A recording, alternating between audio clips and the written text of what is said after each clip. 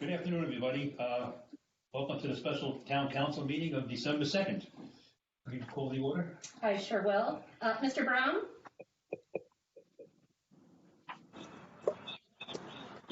I'm here. Mr. Harkins? Here. Mr. Ames? Here. Mrs. Becker? Here. Mr. Stanford? Here. Mr. Lennox? He's here, I see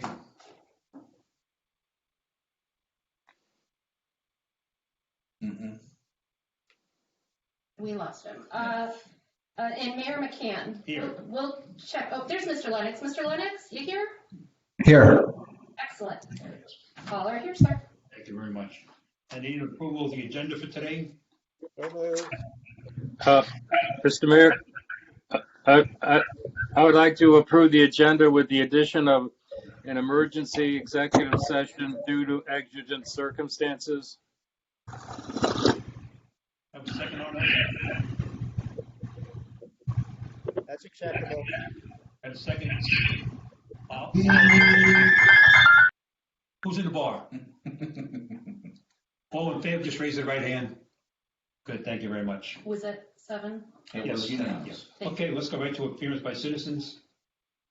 Yes, sir. Appearance by citizens. We have 10 citizens signed up to speak today.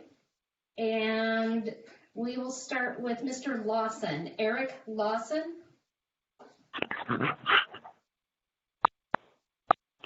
Hello, can you hear me?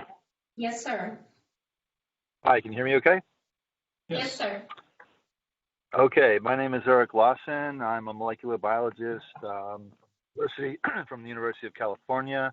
I live in Hilton Head Island. I basically have worked with viruses and epidemics since I was in graduate school. I was in grad school during the AIDS epidemic and the initial outbreak in San Francisco before we even knew that it was to be called HIV. And then we identified what the virus was and then had to figure out how to purify the blood supply for the U.S. population and especially how to destroy HIV in factor VIII for hemophiliacs, which it was killing off as quickly as it was other segments of the population.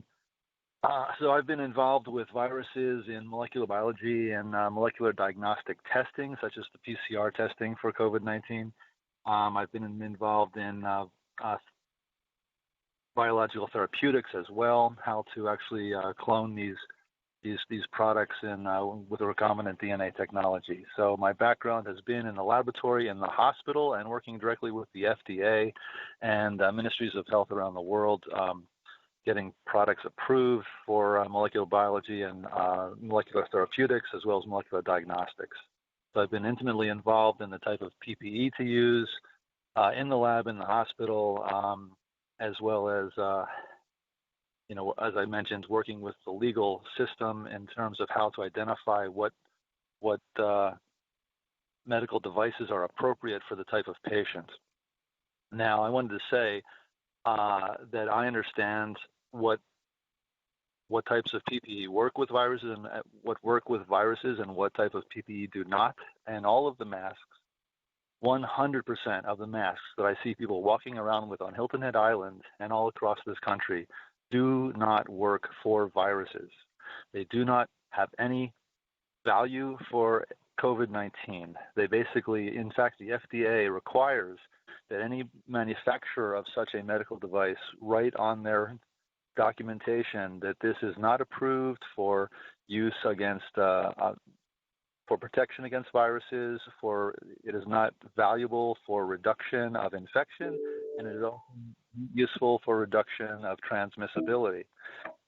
So basically, masks are completely useless. It is Dr. Fauci himself said outright at the very beginning of this epidemic, Americans should not be walking around wearing masks.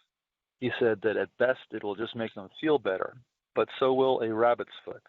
Okay, the government has no rights and no authority to be my doctor and try to prescribe for me a medical device for my use in my daily health. Basically, the government is trying to prescribe a medical device which does not work, and B, they have no authority to prescribe it. Only my doctor does, and only my doctor can prescribe a drug for me. Yes? Could you wrap it up? Sorry, your 3 minutes are up. Okay, so basically, the government should not be allowed to require masks to be worn by any member of the population. It should be against the law for the government to do so, and it does not have any value. You should, if you want to mandate something, mandate vitamin C or something. Masks do not work. Thank you, Mr. Lawson. Next. Next person on the call is Marty Baumgartner. Mr. Baumgartner? Yes, I'm here. Thank you, sir. Go ahead. Yes. Fortunately, I would like to first say that hopefully you're all aware of the cease and desist demand letters that we served to the town council yesterday. You were also each emailed a copy. In that letter, my colleagues and I referenced several links that only required you to click open and read or watch the information pertaining to the effectiveness and dangers of mask wearing. I'd like to know if any of you reviewed any of those links. All right, we're just here to listen to you talk. No questions, please. You have 3 minutes, sir. I got you. I think not. It's my belief that each of the previous votes to require masks has been based solely on your personal feelings. Either that or the town is withholding information when responding to each of the three Freedom of Information requests we have sent to the town. That's because you have not produced one single iota of supporting documentation for these mask mandates. And I'd like to quote you from the email sent by Town Manager Steve Riley on October 7th after the last mandate. Quote, "This ordinance is an extension of the emergency mask ordinance that has been in effect since July the 1st, 2020. Overwhelmingly, council members base their reasons for this extension on information from the Centers for Disease Control and Prevention, South Carolina DHEC, and local health care providers that show individuals need to continue wearing masks to help reduce the spread of the coronavirus. Yet in your responses to the FOIA, you provided no references to this overwhelming information. I'd like to know where your documentation is and why you are not providing what you're using to us in our Freedom of Information request.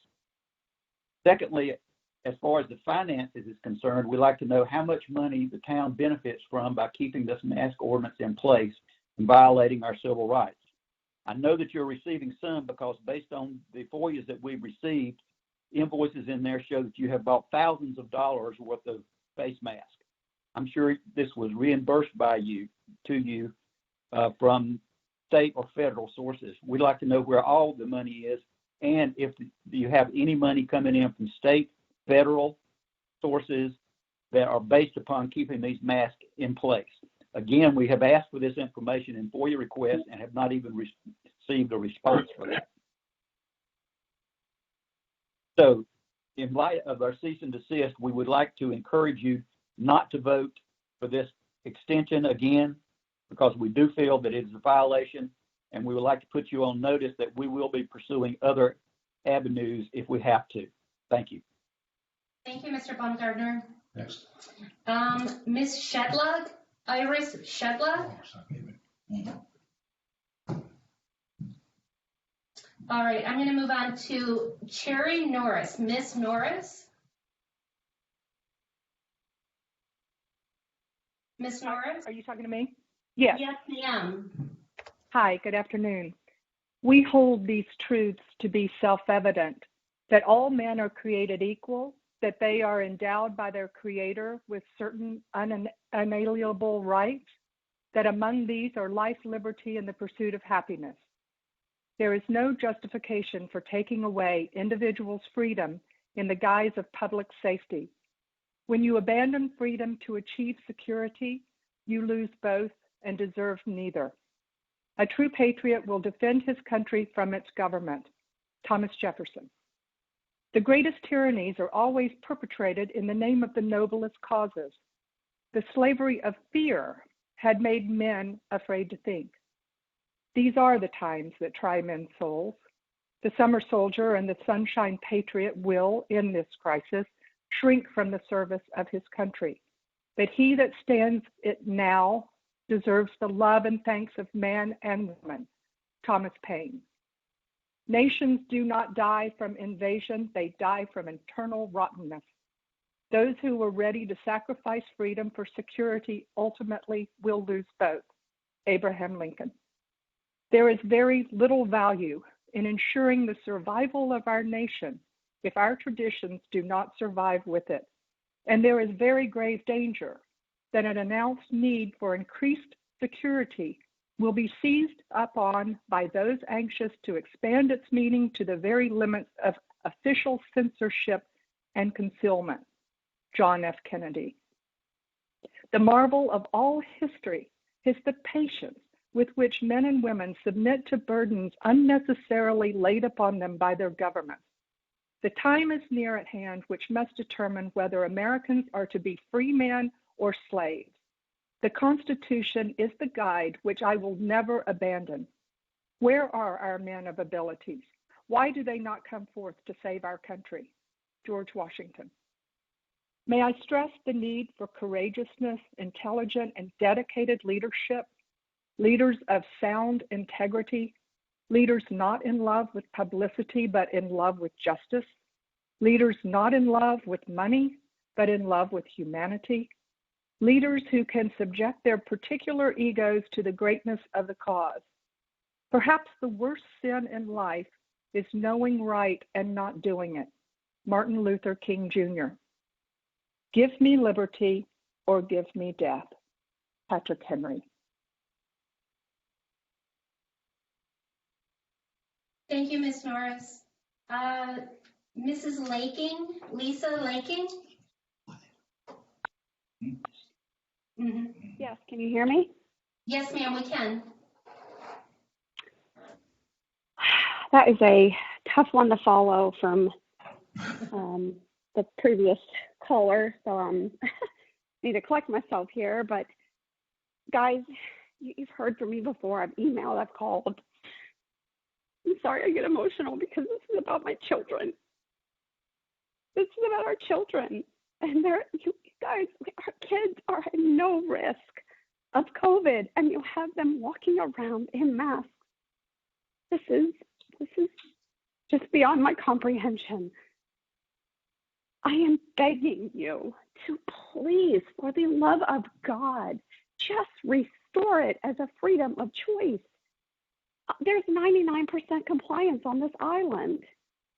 But if you stop forcing it on people, give us back our freedom to choose. When on earth have you ever thought it right to mandate something to control our health? Are you responsible for protecting me from the common cold, the flu?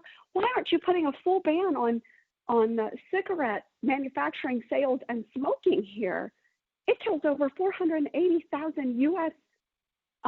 Resident, Americans per year, far past coronavirus. When you guys did this in July, cases immediately went up for the next 2.5 weeks. Now they're going up again. Why? Because masks don't work. This is a placebo. It is an example of controlling the masses. And beyond all of that, again, adults, if you want to put on a mask and go live your life, fine. There is just no justification for having our little children walking around in masks and only seeing the eyeballs of their friends. This is not okay. And I am begging you guys, I would prefer you stop it altogether, but at the very least, could you do something sensible and exempt all children? Other states have done it, kids under the age of 10 or 12 or 8 or 7, which also proves the arbitrary nature of this whole thing. Please stop the madness, protect our children. It's all I can ask right now. Thank you. Thank you, Mrs. Laking. I see that Dr. Kelly has joined in. Dr. Kelly, are you available? Oh. I am, and I would like to share my screen when that's appropriate. Yes, ma'am. Hang on just 1 second. Yes, Sure. ma'am. Go ahead. Go ahead. You should be able to.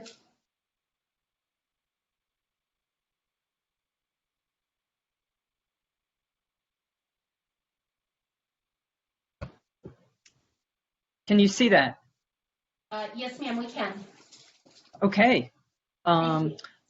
Thank you, and thank you for inviting me to this conversation. I'm glad that I had to join the meeting a little bit late, but I'm glad I joined in time to hear the last caller, because I hear the emotion in her voice and how torn up she is about this. I'm about to share data that supports the position that masks do work, but my sympathy goes out to people who feel that they are suffering because of the burden of wearing a mask. But let me go ahead and go through some slides. Some of these I bet you're very aware of, that the trend in new COVID-19 cases in the US and worldwide is on the increase. But I just wanted to show visually, we all talk about that surge in July following, probably related to 4th of July weekend. But look at the curve of the trend line in red. That surge in July is nothing compared to the surge that's being experienced nationwide right now. 13.5 million cases, 267,515 deaths. The number of cases, deaths, and hospitalizations are increasing, but it is variable around the country. For example, this map by states shows the case rate per 100,000 people for the past 7 days. And you'll notice South Carolina, fortunately, keeping my fingers crossed, South Carolina, while our case rate is beginning to increase, it is still overall lower than many other places in the country. If you look at the northern Midwest, North Dakota, South Dakota, 5 times the number of cases per 100,000 we are having in South Carolina. Ditto for Minnesota. Those hospital facilities are overwhelmed. I recently read what was called a crisis standards of care document out of New York City. How did New York City deal with their greatest crisis in hospitalizations and deaths at the height of their pandemic experience? And whereas normally, an intensive care unit nurse might care for 1 or 2 patients. At the height of their pandemic, they had hospitals where in the ICU, the nurses were caring for 6 to 7 patients. That's just not tenable. You cannot give adequate care, but they were overwhelmed. They ran out of people. It's not just about hospital beds. It's about the number of healthcare providers, doctors, nurses' aides, respiratory therapists. We do not want to end up like North Dakota, South Dakota. This is truly a crisis. We have so far in South Carolina somewhat held a flat curve recently, but let me talk about that a little bit. Here's the trend line for South Carolina. We had a peak in July. We are having another surge right now. It has not reached the proportions that we did in July. However, we did just have Thanksgiving, and we are seriously concerned that 2 weeks after Thanksgiving is when we're going to start seeing an increase in cases, possibly in deaths and hospitalizations. The fact that right now our 14-day change is fairly flat in South Carolina, I want to put that in perspective because that may also reflect inadequate testing. We know that 2 weeks ago, about 10% of people who tested for COVID-19 tested positive, which is a good thing. That means that lots of people are out there getting tested, and 1 in 10 who are tested is positive. Yesterday, that percent positive was 21%. We're not finding all the cases. There are asymptomatic or pre-symptomatic cases out there that are positive, that are contagious, that can spread the disease, but we're not finding them. They're either tired of this whole business and they don't want to come in for testing, or they're in denial. This is a worrisome thing. So I am not reassured by this curve. It's better than North Dakota, but I'm still worried with this curve. Let's put it in perspective, drill down a little bit more for different regions in the state. Again, there's sort of cautious good news in that the Low Country is the light blue line, and that is one of the lower trend lines.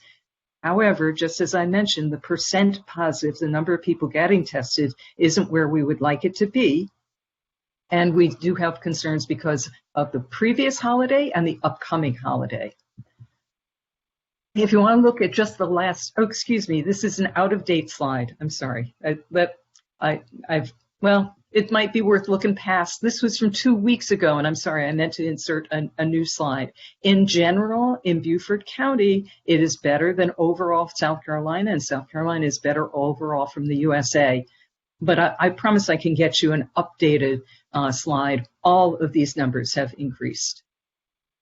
Our advice is if you traveled for Thanksgiving or if you had guests, people who are not in your normal household community, if you had guests over for Thanksgiving, it's time to get tested. It's 6 days after Thanksgiving.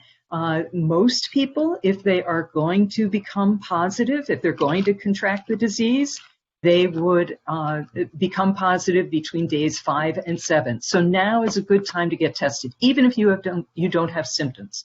Why should you get tested if you don't have symptoms? Well, you can be asymptomatic, having no symptoms, and yet still be contagious. And this is not just about you per se, it's who are you around? Who are you? Are you at higher risk for illness, but also who do you know, who do you live with, or who do you associate with who is at higher risk for severe illness? And I'd emphasize that you may not know. People with diabetes, people with rheumatoid arthritis, people who may have conditions that, they didn't share that information with you. And you might not know that the person you work with or that you're close to is at higher risk for severe illness. So get tested. I would recommend getting tested now and again in 7 days to just be sure, especially as we start to come into Christmas, where I know people will be desiring to get together yet again. And the other thing, this may sound counterintuitive, but get your flu shot. I mean, can you imagine being infected with COVID-19 and flu at the same time? I mean, that would be a severe illness setup. And this year, more than any previous year, getting a flu shot is so important. If you get the flu, it lowers your resistance for other bacterial and viral diseases. It may lower your resistance for getting COVID-19. All right, I have set the stage about why it's important to think about COVID-19. I'd like to give you a little bit of good news and then move into some information about masks. My little bit of good news, I shouldn't say little bit, this is a big bit of good news, that we have vaccines on the horizon. You may have read about these. These are both messenger RNA vaccines, which is a new way of making a vaccine. But messenger RNA vaccines have both submitted, these two companies have both submitted for what's called an emergency use authorization by the Food and Drug Administration. The Pfizer vaccine submitted their EUA on November 20th.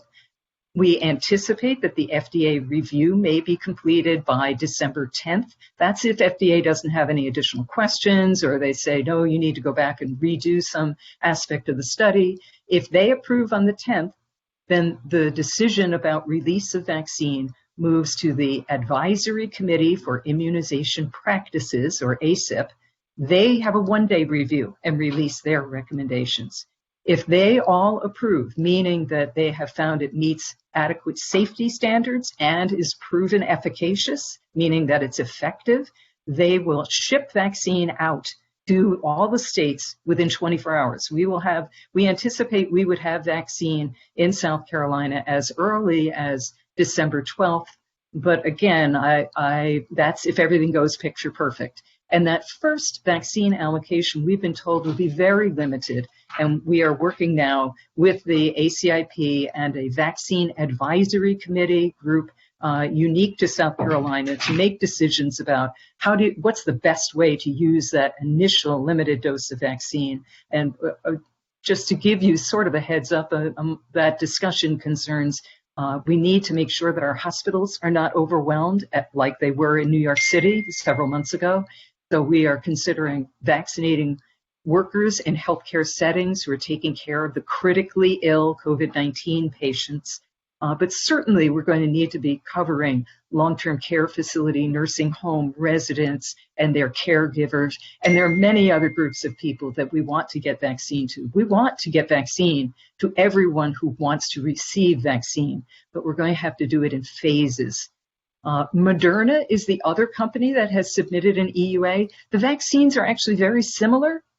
They differ a little bit in their proprietary manufacturing about sort of a lipid or an oily coat that they put around the mRNA. Moderna submitted theirs submitted November 30th. They too get a 14-day FDA review and the ACIP review. So we think we may have limited doses of both of these vaccines before the end of December. This is good news.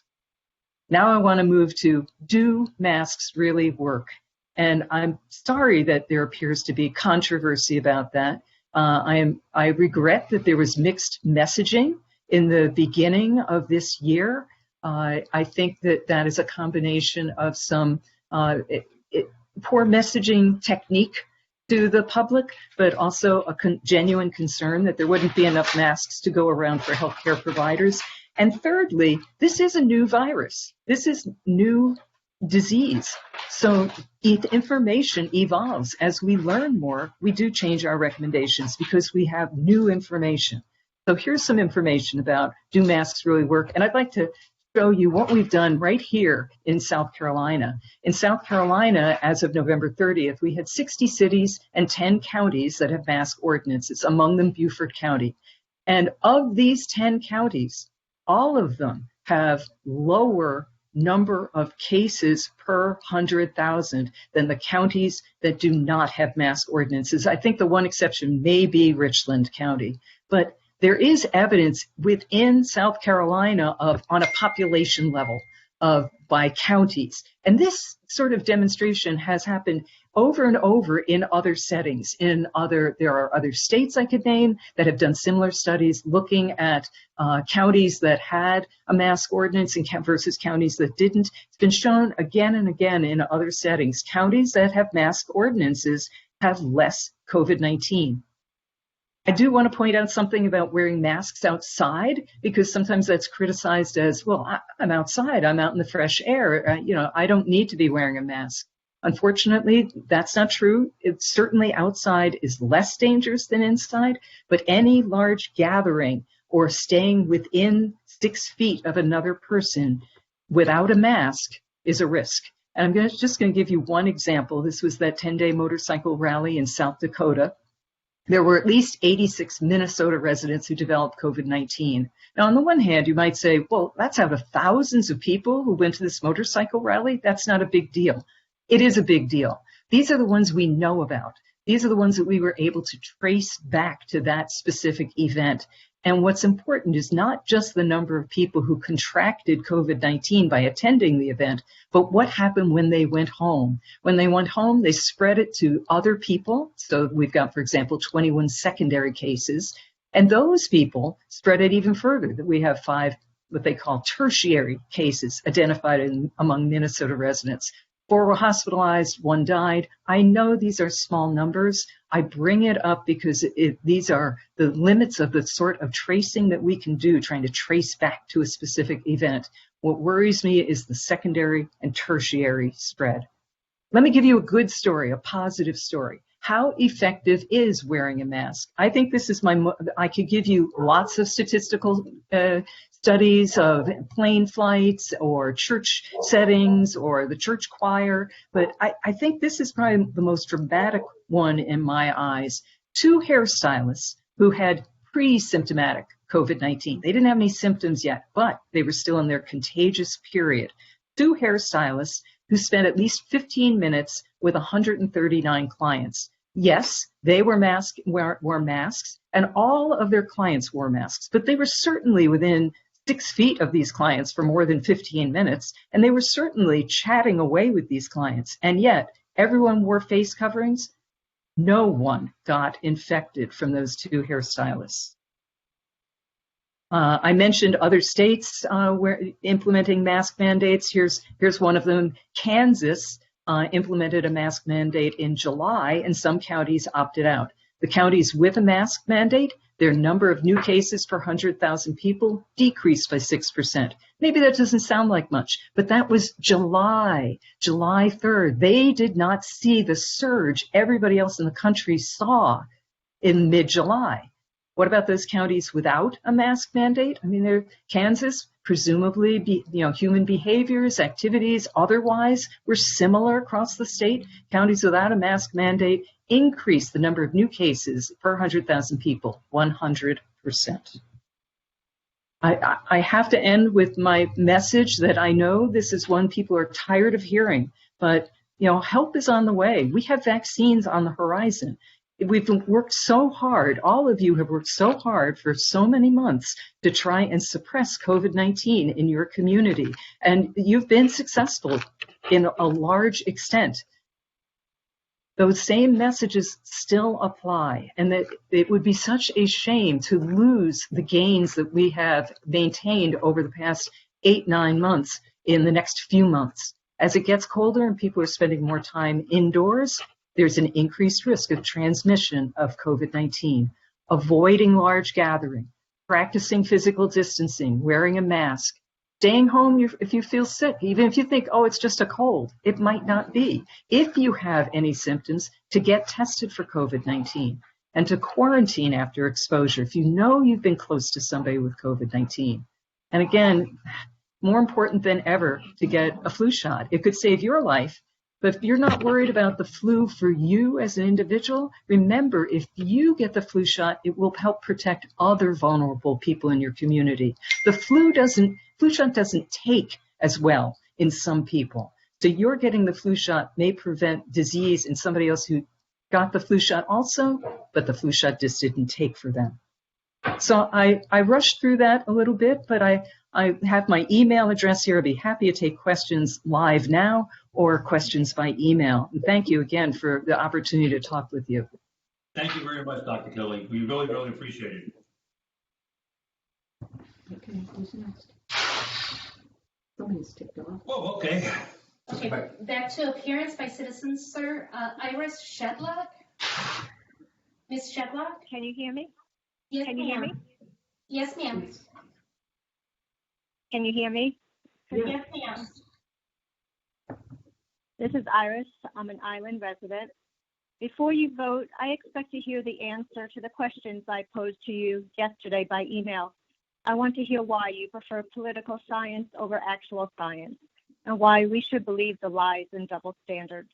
I want to be presented with actual scientific evidence and not pseudoscience, propaganda, or generic statements of blind faith to agencies and people who cannot be trusted and have not actually analyzed our local data.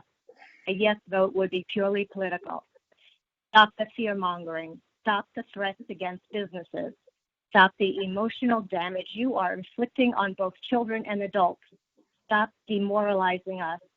Stop the charade and the theater production. Stop cowering and hiding behind those who are now terrified to come within 10 feet of someone without a mask. Stop behaving like mindless robots. Stop creating an environment where people feel justified in getting employees fired and reporting people for non-compliance. Is this Nazi Germany? You have been forwarded many graphs showing spikes in cases even after lockdowns and masks. You have been given the real definition of a case of illness according to the CDC and FDA's definition of medical devices, which would include everyday cloth masks. Informed consent has been explained to you. You have been given the FDA's Emergency Use Authorization. Most of these masks are in violation of that. You have been shown data reflecting nothing more than a strong flu season, and that Hilton had COVID deaths occurred in the nursing homes. You have been given links to enormous amounts of studies that could not prove a benefit from masks and articles talking about unintended consequences, which apparently are less important than COVID deaths. You have been sent articles to help you understand why the PCR test is not a diagnostic tool. You were forwarded video demonstrations proving masks cannot be effective. What have you given me? Nothing. You don't care. None of it actually matters to any of you. I don't see you restricting fast food, soft drinks, and cigarettes. But you think it is fine to restrict my breathing, which is a necessity for life. I have had it with being treated like a second-class citizen. Whether I have an exemption or not, I will never comply with whatever ridiculous health mandate you order. My health is my business and my concern, not yours and not any businesses. Right now, there are citizens across the nation literally putting their lives on the line, standing up for the integrity of our election process and the future of our beloved country. That is courage. Now it is your turn. Vote no. Thank you, Mrs. Shedlock. Next person on the list, Mr. Laking, Jeff Laking.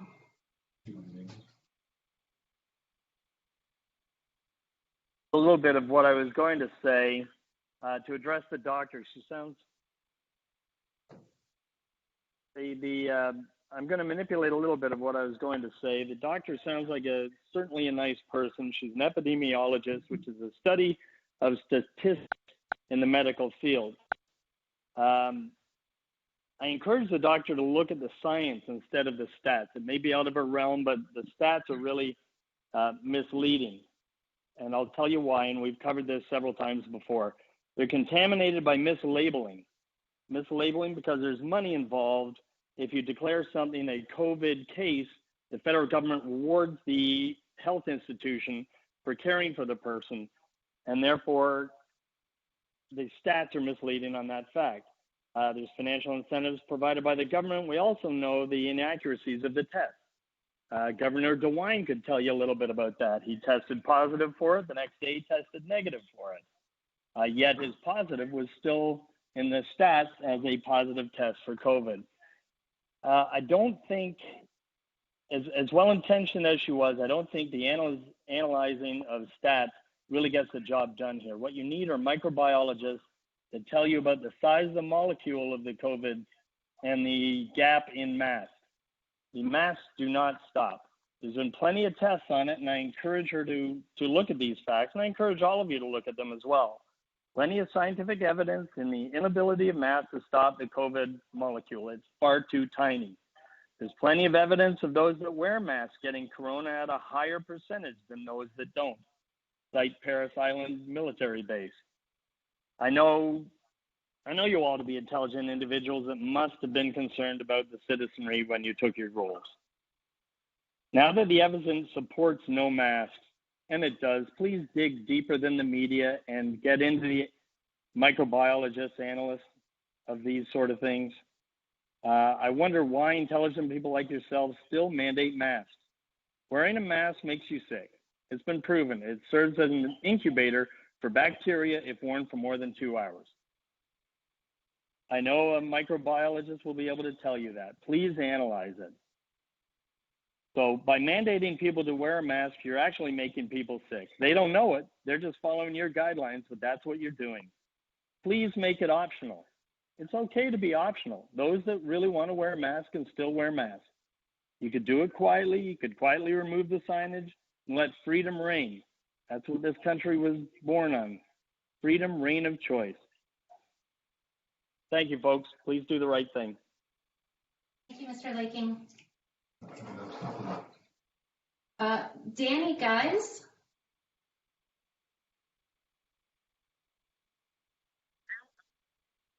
Can you hear me? Yes, sir. Yeah, my name's Dan Gauze. Before I even get started, for any of you guys out there who did not swallow that fear pill the epidemiologist tried to shove down our throat, I applaud you for that. Eric, Lisa, Jeff, Irish Cherry, thank you for calling in. We will not be wearing the mask. Not at one point through that whole thing did she prove the masks work. We will not be getting our vaccines. We will not be getting tested.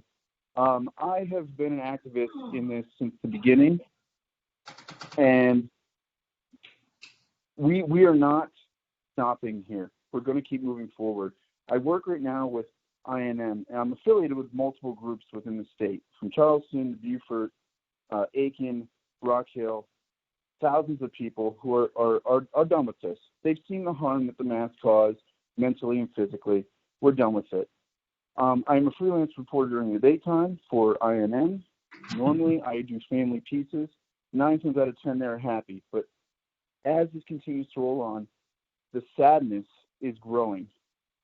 And we're done with it. What it's doing to our children, to their parents, all the way up to the elderly, and what's going on in these nursing homes and assisted living homes where they have to die in isolation, is absolutely absurd. We're not putting up with it anymore. We're not believing the fear that you're shoving down our throats. These masks do not work. And I will tell you another thing. The masks are just the beginning of this, okay? We've reached out to an investigative reporter. the Bureau who has sent us a really good guy, Grant Ponder. You guys will all get to know his name very well if you haven't already. You are all under a microscope. We've tried to be nice. We've tried to do it the right way. Petitions, protests, cease and desist letters. You don't listen. You don't care. So now it's time to just dig a little bit deeper. He is born and raised in this area, and for him to show his face right now means that there's a ton of information, not just from Beaufort County, not just from Bluffton, but on you guys as well. So you want to keep this charade going on, that's perfectly fine. I am not in any control of what happens as far as the investigative side of it goes when it comes to you. But for the people that are on here who have been, my God, Lisa Lacking, I can't even listen because of how emotional she is. And I don't know how you guys sleep at night. I have no idea how you sleep at night, knowing that this is going on to the children all the way up through to the elderly. The masks do not work. You're trying to put fear into everybody by having your epidemiologist come on, which, by the way, public comment should be 3 minutes. I don't know how she got 16 or 17 minutes, and the rest of us are down to 3. It's absurd. Why don't you make it unbiased? Have someone who fits your agenda or narrative, and have somebody else. Guys, there are plenty of therapists, doctors, scientists, personal testimony that goes against everything that woman just said. Do not believe what she is telling you. Search, you research yourself. Do not swallow that fear pill, and I encourage you to spread the word for others to not swallow that pill as well. Thank you. Thank you, Mr. Buzz. Mr. Hoagland, Skip Hoagland. Yes, can you hear me? Mm-hmm. Yes, can you hear me? Yes, sir. Go ahead. Yes, and Mr. McCann, you allowed that 17 minutes. If one person gets 17 minutes, we all get 17 minutes. Follow your own rules and quit playing us as fools. It's a shame we have ended up with such a highly corrupted and physically irresponsible town council. I have a few questions for Mr. Lennox and Mr. Ames. Why would you let the chamber control the terms of the DMO contract?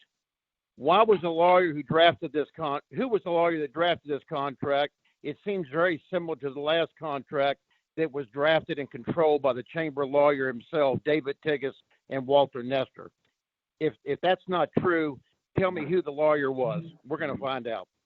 Mr. Ames and Mr. Lennox, why did you allow a DMO contract to be drafted like this? That eliminated Bill Miles from providing a full accounting of ATAX funds, South Carolina PRT funds, and advertising profits from the ATAX-funded DMO website from over $1 million in ATAX funds taken out of our country to Canada to develop this website. It's illegal for him to pocket the profits from the DMO ATAX use.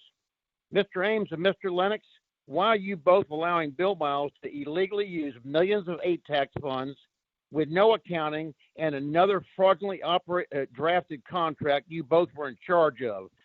This is not over. Mr. Ames and Mr. Lennox, if you handed me $3 million of your money and I told you I could not show you the accounting and what I did with your money, that it was my secret sauce, what would you do? Would you hand me more money and sign a contract, my contract that I drafted that allows me to not show you what I did with your money?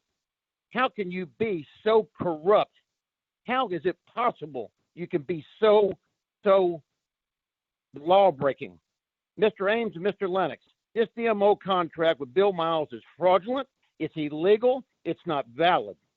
Did you read the recent lawsuit filed with the Beaufort Chamber Board that's going to force their CEO, like Bill Miles, to provide all the financials? You better read it because this is coming to an end.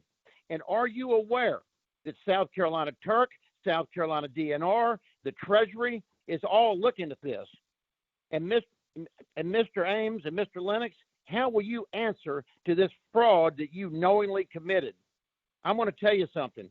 I'm looking forward to both your depositions because if you don't comply to my FOIA very, very soon, I'm going to file a lawsuit against all of you. And I'm getting ready to file more lawsuits. I've already filed several, and I'm going to be filing a lot more. You better get your act together. And this COVID thing, I agree with everybody on this phone that we listen to. It is ridiculous. It is just absolutely ridiculous what's going on. And I'm not wearing a mask, and I'm not complying to any of this. I can tell you that. Thank you very much. Thank you, Mr. Hoagland. Caitlin Lee. Caitlin Lee. Grant Conder. Mr. Conder? Grant Conder? Sorry, I don't see either on the call. Okay, thank you. The end of appearance by citizens. Before we move on, Mr. Gruber, you have something to say here, sir? I do. Just want 2 notes for the public and for members of council with regards to the Celebration Park. We want to make sure that the public is aware that on December 10th, we're going to be hosting a virtual ribbon cutting with the public to celebrate opening up this park for public use. So we're going to send out an invitation to the public here within the next couple of days, but we want you to go ahead and be aware that on December 10th, we're going to hold a virtual ribbon cutting to go ahead and open up that park to public use. And along with the park, we wanted to notify members of town council with regards to a change order that we're going to be processing. This is in relationship to the HVAC that is going into the sandbox structure. It's in the amount of $97,000. It's within the contingency of the project budget and will allow us to finish up the outfit of that building so that it will open up hopefully within about the next 90 days. Are there any questions? Are there any questions on that? Mayor, I appreciated the comments of Dr. Kelly. Was she not was not an invitation extended from you to her to speak? Yeah. Yes, sir, it was. Thank you. I didn't understand the comments. For the record, David, we were trying to be respectful of her time, and so rather than waiting to the end of public comment, we let her know that we were going to have her on at about 2:15, and we're trying to stick to that from a scheduling standpoint. But otherwise, you're correct. She was an invited guest. Do you have a question, Alex? Tammy did, I'm sorry. No? Okay. Let's move on. Consideration of resolution for the emergency ordinance that's requiring face covering. Have a motion for that? Move for approval. Second. Hey, got a vote on that? Discussion first, sir. I'm sorry. Discussion. Second, okay. And discussion on the amendment here. Let's go around the table. Mr. Lennox. Thank you, Mayor. I more than appreciate the issues on both sides of the question, voluntary versus mandatory. Many of the people that have spoken this afternoon, I've exchanged a number of emails with. And Marty, I have read the email and the attachments as well as the cease and desist. I do appreciate and understand how someone can feel that voluntary would be the preferable alternative to mandatory. That said, however, I do take the lead from CDC on the national level, DHEC and Dr. Kelly on the state level, and Jeremy Clark, CEO of Hilton Head Hospital on the local level, very, very seriously, and have asked them on more than one occasion the efficacy of wearing face coverings in this pandemic, and they all continue to reinforce that wearing face masks are effective. That's my position 6 months ago. That's my position today. Thank you. Mr. Stanford? Yes, thank you. So long as CDC and DHEC recommend wearing masks, I will support extension of the mask ordinance. That position is further cemented by the comments that I received this morning from Jeremy Clark, president of our local hospital. So I will continue to support the extension of the ordinance to hope to protect the health of the citizens of Hilton Head Island. Thank you. Thank you. Mr. Ames? I'll be supporting the extension of the ordinance, but I have to say that I resent the flagrant tactic of intimidation, the threat of being put under a microscope because my position differs from somebody else's. I think that's an extreme response and regrettable in our community. Thank you. Bill?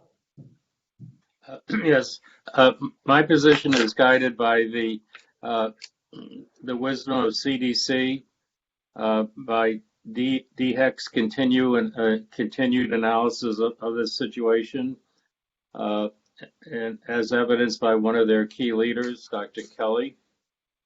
I'm heartened by the county-by-county comparison that shows that we are doing better than others that are not masking up.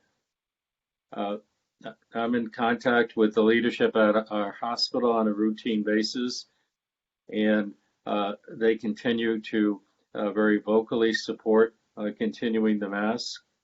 So my position is, as quoting Dr. Kelly, let's not lose the gain. Let's continue. Mr. Brown, without an E. Thank you, Mr. Mayor.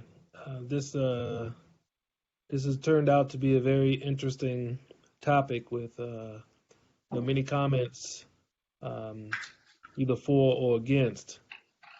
You will find that I will quite often reference our new comprehensive plan as a guiding document, and that document speaks to the safety and the health of our community throughout, and even stands up pretty loud and proud in our new Town of Hilton Head's mission statement that speaks to promoting health and vitality on Hilton Head through inclusive programs, actions, and in this case, policies.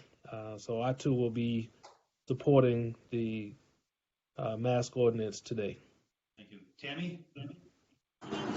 So first, Dr. Kelly, thank you so much for your presentation. And thank you to all the callers who phoned in to voice their heartfelt thoughts on the topic of masks and our ordinance in Hilton Head Island. South Carolina, DHEC, CDC all recommend the continued use of masks. We're doing well. I don't think at this point, when we're about to get ahead of this, by all observations, and that we should be changing our course of action at this point. My greatest goal as a councilperson for Hilton Head is to make sure that the safety and the health and the welfare of every one of our citizens is protected. And I will be voting in favor of continuing the mask ordinance to do just that. Thank you. Oh, and also, can I just chime back in, because David brought up a good point. I would ask that those who disagree with this decision, please try to respect that decision. The tactics that are being used are offensive. And most importantly, everyone in this town should know, everyone who knows me across any town, any state in this country knows that I care. And that's all I have to say. Thank you. Mr. Riley, would you like to chime in, sir? No, sir. I'm fine. Roll call for the count. Yes, sir. Mr. Brown? Support. Mr. Harkins? Yes. Mr. Ames? Yes. Mrs. Becker? Yes. Mr. Lennox? Yes. Mr. Stanford? Yes. Mayor McCann? Yes. 7-0, sir. 7-0. Okay, Mr. Gruber, I understand we need an executive session. Yes, sir, we do. We are in need of an executive session for discussion of legal matters concerning the pending litigation with Beaufort County concerning the law enforcement fee. Okay, do I have a motion to go into executive session? Move to go into executive session for the reasons set forth by Mr. Gruber. All in favor, please raise your right hand. Mr. Stanford, second. Thank you. Okay, we'll take a 2-minute break now while we switch over. Okay? Thank you, Dr. Kelly. Okay, we're back in executive session. Yes, thank you, Mr. Mayor. We're out of executive session. No action was taken. However, based upon discussions with members of town council, I would seek a motion along the lines of the following. I would move for authorization of the town manager to transfer $2 million to Beaufort County to be held in escrow as a show of good faith regarding continued negotiations surrounding the law enforcement fee, and that in exchange for the transfer of this money and the show of good faith, the county, as an equal show of good faith, would agree to remove the law enforcement fee from this year's tax bill, again, as we continue to negotiate this matter. We have a second out there? Where's Bill? But you need to get a motion or Need a motion? Tom has a motion. Who seconded it? Glenn seconded. Any discussion on the motion? Mr. Wiley? Yes, Mr. Brown. We're going to include a reference to offering to take title of the parks. Yes, thank you, Steve. Okay. Break it down. Sure.